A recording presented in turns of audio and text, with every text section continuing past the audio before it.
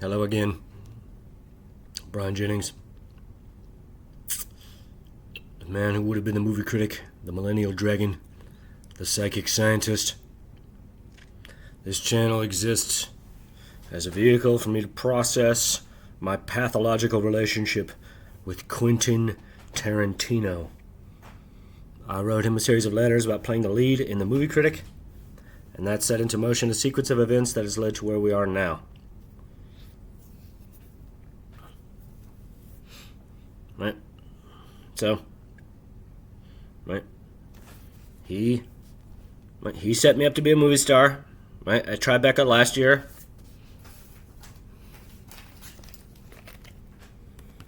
My ticket, right? When I didn't bend to his psychic whim, he decided that I was some sick sacrifice to the movies. That he said, oh, this is a weird guy, and when he dies, the world will be no worse off for it. Right? And so, right, I've said it 1,000 times, I'll say it 1,000 times more. How do I know that? No one in their right mind, and he's obviously sick. He's obviously sick. But no one would create a condition where they question their every thought and expect it to persist for 20 years. Right? This is what he's done, right? He's pushed himself all the way into my mind, allowed me all the way into his mind, and we both exist as psychic phantoms in the other's mind. All of my thoughts are filtered through his head, all of his thoughts are filtered through my head. Right? And so it was subtle, right? It was coy for a time, and it's all in this novel. I've written a novel, right? Novelization of my experiences. We've just gotten through Tribeca, and we're getting into the good part now. So I'll pick up where I left off. Saturday saw me have extreme issues with my bank account, being shut out by fraud prevention. It required me yelling about closing the account before they unlocked the card. I then was able to take out enough money to buy all the drugs I needed to keep going. A 10-strip of LSD gel tabs and .6 of MDMA. Getting the cash required me catching a golf cart shuttle back to the shopping center where Will Call was, outside the venue. While waiting, a young mother and her little boy gave us all a good chuckle. After they decided not to wait, another guy waiting with us told us that he overheard the boy talking about how when he grows up, he's going to get a motorcycle and that only the two of them are going to ride it.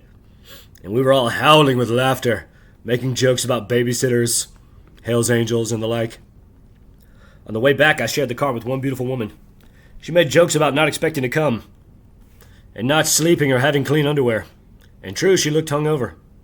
Though when she was directed by the guy behind me to not sit in the car ahead of us due to the mudslinging of the tires in front of it, I said that she's beautiful is to my benefit. We hugged as I got out and went back to carouse.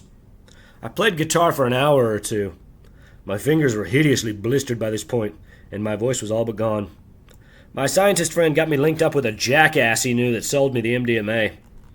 I didn't hang out after. I gave him the opportunity to go in with me, but when he dragged and suggested maybe I go ahead, I said okay and was at the gate around 3:15. Saturday marks the most people at the rail, though I still got to my same spot, replete with Anna, one more time. I spoke the most with 4 younger people behind me.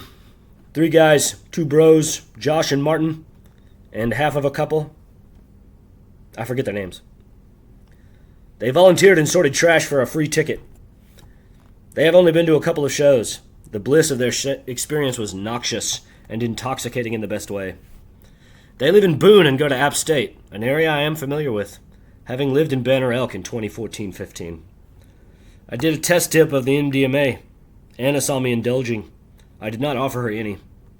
After I felt it was safe, not fentanyl, I shared with Josh and Martin before the show. The band remained in top form all weekend, with UB40 closing the set perfect. During set break, I introduced Anna to everyone, apologized for not offering any of my drugs, after explaining my hesitation regarding quality. But having now seen that it is pure, I offered, and she thanked me, but professed sobriety, sucking a lolly wide-eyed. I don't know that I believed her, but I wanted to. She told us she was originally from Alaska, and I told her I lived there for 2 years. I'll also say that the first set saw some 10,000 beach balls emerge from behind us, and I learned a lot. Those fucking things become nuisances almost immediately. The big ones become instant vehicles of aggression, with it ending every time with two groups of people violently hitting it back and forth, as in, fuck you, no fuck you, no fuck you, no fuck you, until someone yanks it terrestrial and pops it. The panorama of all of them bouncing is a nice memory. Getting hit in the head the next 2 hours with no warning is a toil. I constantly reminded everyone about how, if and when they hit them, they have to have conviction. And when they almost always come back, I made jokes about them lacking conviction. At times, I myself lacked conviction. They announced that due to weather, the sets had been pushed for Sunday to 1 in the afternoon. I made jokes about the legendary drug ditch parties to follow, to which Anna quipped, "Where's that at?" and looked at me. My heart broke. I told her where we all had been partying. They celebrated her boyfriend's birthday at set break with a cupcake that had a single candle burning adorning it. We all sang happy birthday really loud. It was a nice moment. The band came back on and did what they do best. Tweaker, smells and ethereal noises. Who enjoys themselves? A banger through and through. When the tweaker erupted, it was peak. The spectacle of wet, the trampolines, Clay dancing over drum and bass, the wild vocal jam to end the set. When they came back for the encore, they played Backwards Down the Number Line. As it is the only birthday song ever written, it is by default the best birthday song that isn't Happy Birthday. With the song unfolding, I had the thought, we are very close to the stage. I asked Anna what she thought, if they were playing it because they heard us singing Happy Birthday during set break. She smiled and nodded. Clay waved right at us after Tweaker reprise, and they left the stage. That was choice. Best band ever. After the encore when the lights came on, I told Anna I fall a little more in love with her every time I see her. She blushed and said, "Stop!" and gave me a good hug, maybe a little longer than her boyfriend liked. She asked me if I would be there tomorrow. I said yes, of course. And she said she would see me there. She's great. I'm hooked. I bounced with the younger cats. They offered me cocaine for sharing my ecstasy during the show. They were camped close to me, not very close though. I walked to my tent with one of them, Josh, and he informed me I had the best camping with the DJ bump until the witching hour each night. We made a bunch of funny jokes about having great calves. We hung out for an hour and a half, finished off the bag, talking about shows and how we got into Clam. They were riding high, getting their first UB40, Tweaker, and WET all in the same show. We exchanged the numbers. I'll party with those cats again. I'll say Saturday night, late night, I was wearing Alistair heavy. If you had the eye, you could see him hanging within me. That witch, whoever she is to him. I did my best not to worry about it. It grows heavier each day. I got up on Sunday with no time to waste. Took a shower, shoved food in my mouth, drank as much of the free whiskey I got the night before between my campsite and the entrance, dumped the rest out, kept the gallon jug, and got inside around 10 a.m. I filled up my water bottles and sat with the 24 people already there, including the guy who was in front of me Saturday night. Nice guy. Got a little too close. I said something every time. He ate LSD and tried to read my mind. Maybe not conscious, but it was. He was reaching. I buried his mind in geometric scaffolding. We got along fine. Defended our spot. We all did. Saturday saw the worst trespass. This guy refused to leave. Older guy, tall, long graying hair, an obnoxious drunk, offering well-rehearsed, hideous one-liners. I explained to him that everything that he's saying is nonsense, because he could have been here. There is no secret. You arrive when they open the gate. That's the only rule. He had upwards of 12 people all telling him to fuck off. Eventually, he ended up right behind me, with the bodybuilder all up in his face the last I looked. I appreciated that. We all looked out for each other. I see a lot of the same people near the band wherever I go. Everything collapses at the top of the pyramid. These older people, 50s, 2 women, some guys, wearing it well. One of the chicks said Halloween in Albany. The birthday song last night. We all look out for each other. Clam is with us too. My point being, these people, some of them, up here at the front all the time, are in fact close to the band. And while for now there are no more forthcoming shows, there is nothing saying she has not tapped into the pulse. I saw them all weekend as well, though only told them have a good day and that it was nice to meet them Sunday after the show. The wait Sunday was the longest direct exposure to the sun, exponentially increasing my fatigue. We were all gassed. Everyone was giving away drugs. The ditch party began as soon as we were settled. No Anna. I had heard their campground was the worst maintained. Maybe they said fuck it. Maybe they opted for somewhere else. But I met a bunch of cool people. I gave a girl, Julia, a hit of LSD. I was also given by the same guy who gave me the whiskey, and I ate the other one. Took some finger dips. Her boyfriend Brian gave me some mushrooms. I was full tilt the remainder of the day. Last day shit. Their friend Blue, older cat, maybe 45, rounded out the three I spent the most time with. The band came on around 1:30. The set was one marathon, 2.5 hours of continuous music, with Diego as the only encore.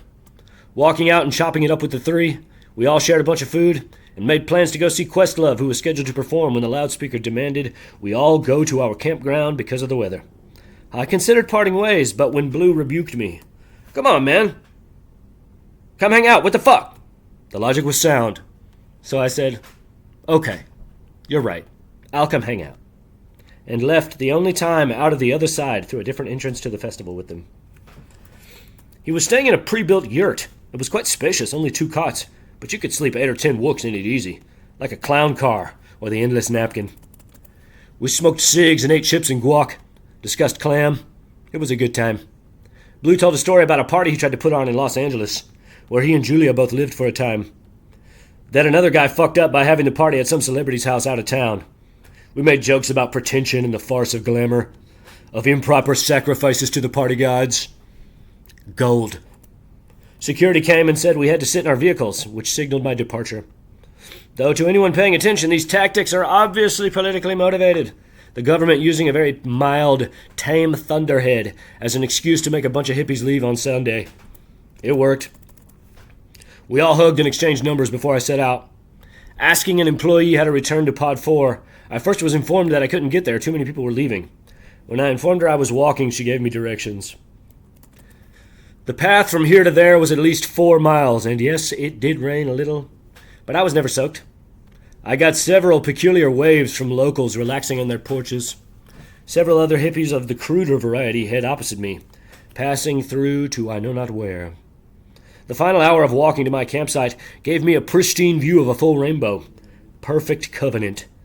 Pots of gold on either end. After arriving some 2 hours later, maybe it was 5 or 6 miles, my condition sat heavy upon me.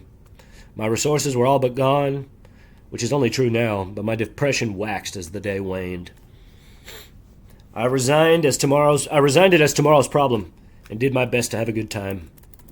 I meandered not very long around the communal area before asking a guy if I could sit next to him. I introduced myself, and when they reminded me that we had in fact met already, I realized they were the British folks I met on Wednesday afternoon. It felt like a lifetime ago. But I apologized and told them I remember. We hung out all night. The guy I sat next to, though the youngest, seems to be a catalyst or glue holding them all together. The one couple are both accountants, or some such. The other couples are creatives. The guy, a drummer. The girl's sound, a real pro. She told us war stories of film sets and celebrities, which were all funny, and largely predictable. She had no kind things to say about Motley Crue, Saul Dudd, Jason Momoa. Mixed opinions about others. She was on the Mission Impossible set where the audio leaked of Motley Crue yelling at the crew about masks. And she was quick to clear the air. The 3 minutes recorded was the end of a 15-minute tirade where he shouted the most deplorable things you could imagine. Said that he would show up on days he wasn't even scheduled, walk right out onto the middle of the set and say, "Okay, let's do my close-up now." With similar sentiments and examples for Jason Momoa. Real diva shit. Barbra Streisand shit. How obnoxious. The band came on and we all did drugs and drank wine until the evil witching hour. And they finally turned in. I didn't sleep. Linking up with a girl. Authentic New Jersey wild wook bitch. But she is fine. But as crude as can be. We spent some hours together wherein I met all of her family and helped her mother pack a bunch of shit onto the top of her car before concluding I had to make a move. I took everything I needed, left the dumpy piece of shit tent, and walked over to the charging station. I sat there quietly before a couple sitting on the bench with me asked me how I was doing, to which I said I was stuck, and they offered me a ride to the train station in New Jersey, where I can catch a ride to New York and sell my Hasselblad. I mentioned Alistair. He was heavy on my heart. They were very understanding, encouraging, empathetic. I hung out with them for another hour or two and helped them tear down their camp. Sharing my kratom, we all got to know each other. The girl schooled me on the term, nigger rich, which is where you act like you have money, but you really don't. They too have struggled with drugs. As the ride got underway, they revealed they are in fact homeless also, living out of their car, offering a hypothetical space they didn't have, which I appreciate. It is a kindness. I would give them space too, if I had it. She talked of heroin, needles. She told me a story about how one time when they were in Penn Station, sick as can possibly be, a girl materialized from somewhere. Inquired if they were well, having the eye, you see, and proceeded to give them enough dope to stay well for 2 days. She said the girl was a foot model, and said she told her that her feet were too pretty, that the money is in gnarled, hideous feet. We parted ways as close friends. I was still pretty high on drugs when I got to the train platform. Dusk was approaching. First 2, then 4, and by the time the train arrived, there were going on a dozen excellent female specimens, if questionable in age. With the train in motion, 2 of them went full ferry and started taking pictures of themselves all over the car, inquiring amongst themselves what kind of pictures they should take, to which I said, "You should do the splits between the seats on top of the aisle." And she smiled, looking at me, replying, "I don't think I can do that." By the time they got off, my heart was breaking. The one, pre-law alleged, made it clear that she wanted to be a prosecutor, not a prostituter. Twice she repeated it. I was into it. I played guitar for them. They took their videos and inquired where they could see me playing, insisting that they would all be depressed if they didn't see me in a band soon. Parting ways, the hooker lawyer called me Alabama Lush as they all exited the train. A concert. Some girl I'd never heard of. I assume the music is flat and one-dimensional, is where they were all headed.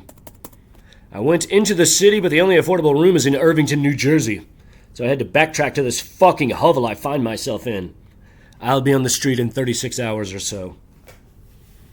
I'll stop there for now. Right, so it's a novelization of my experiences with Alistair Hoffman, who is Quentin Tarantino, right, named after Alistair Crowley and Albert Hoffman, right? Right, so if we take a second to talk about the writing, of course, it's all hindsight, right? It's like I didn't write really like during the weekend at Fish at all, right? All of this, right, for the next perhaps 60 pages is written in a kind of hindsight where it's more of like a diagram, right?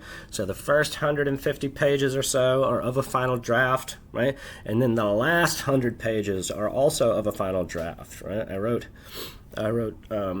filled a 100-page composition notebook in like 3 days, you know?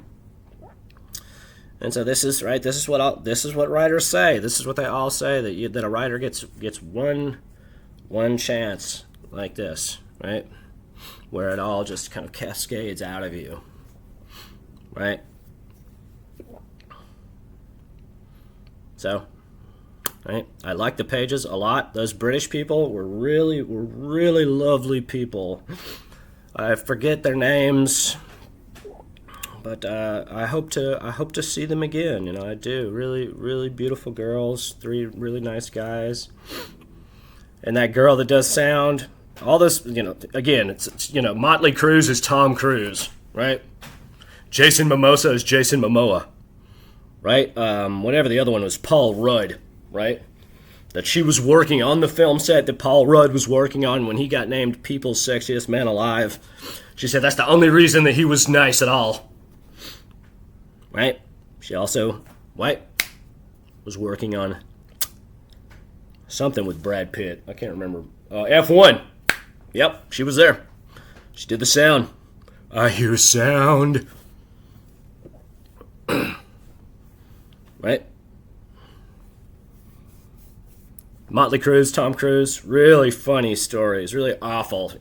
That tape that you're all that we've all heard of him like bitching about masks on Mission Impossible. Yeah, she said that was the last 3 minutes of a 20-minute tirade where he said the most deplorable things that anyone could possibly say about anyone, right? Jason Momoa has a guy follow him around constantly, and he's prating like an ass in front of that phone or the camera, constantly. That's right. That he's a fucking Hollywood jerk. Doesn't want to look anybody in the eye unless he knows his social media feed's getting fed. Right? Same with Paul Rudd. Right? It's just so ironic, right, that I would meet her. And of course I talked about actors, like I'm an actor. I understand. Right? You go to anybody who's been to Actors Equity, right, in Midtown, they know, right? Unless they're oblivious, right, that everyone in that room is the most important person in the room, right? So, right? This is my ticket, right? This is where Quentin set me up at a screening of Jackie Brown last year, right? He wanted me to question him about this book, right? There's his autograph, right? But I didn't say I have a question, right? I aborted the scene. I aborted the highest magic in show business, and I've spent so much time, right? I did so much. I abandoned all of my worldly possessions, right, and my job, right? All to make it right, all to show him, right, that I respect it. But of course, like this, and this is my point, right? That this isn't about a movie anymore, right? It hasn't been about a movie, right, since I heard him, right? This is about power. He doesn't want an actor in the world whose mind he can't control, right? And so, right, I thought that this is the letter I wanted him to take, right? This is the letter that was in that book. And so, right, I thought I might read it.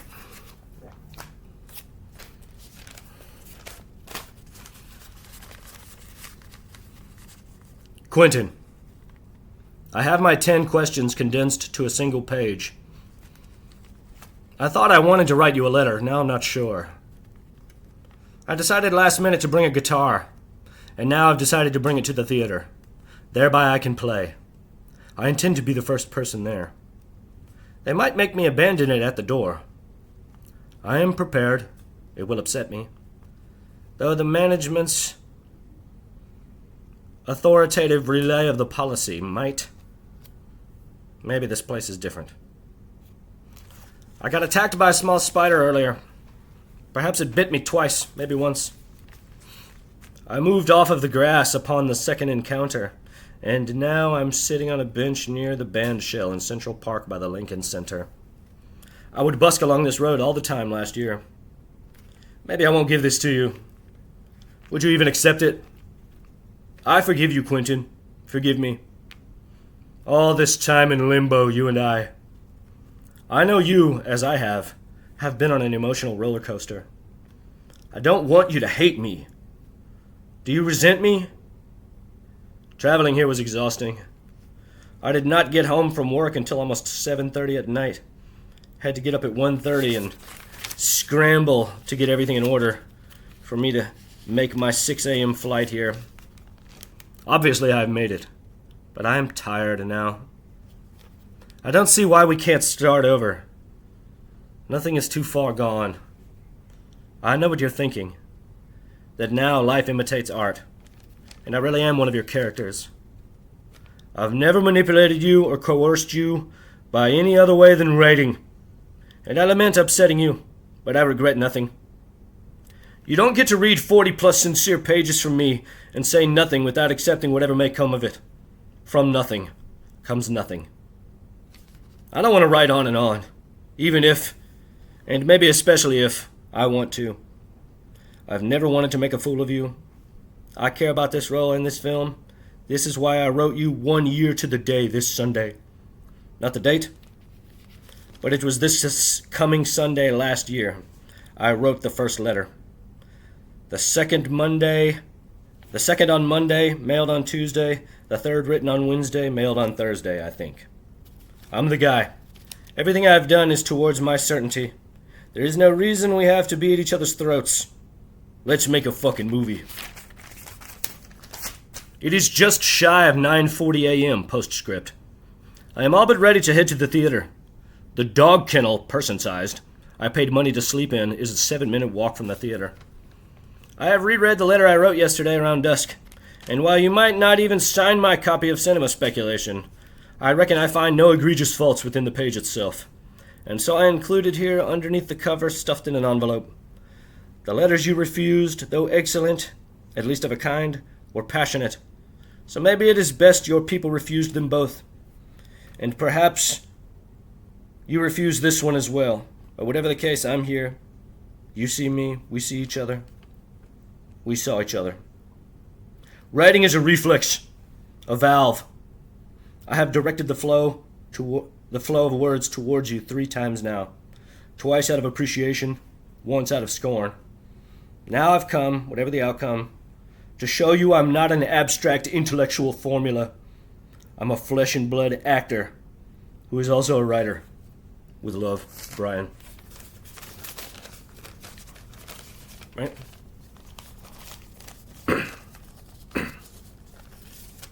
Right?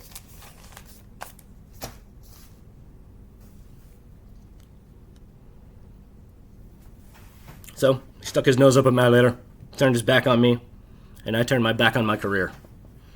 It's his show. He's allowed to play fucked up mind games. That's fine. That's fine. Right? But now, right? Now it's just degenerated into evil, right? And so that's why I wrote The Pope. That's why I have this channel, right? There's no formula where we persist in this way for 15 years, right? He's a dangerous degenerate, right?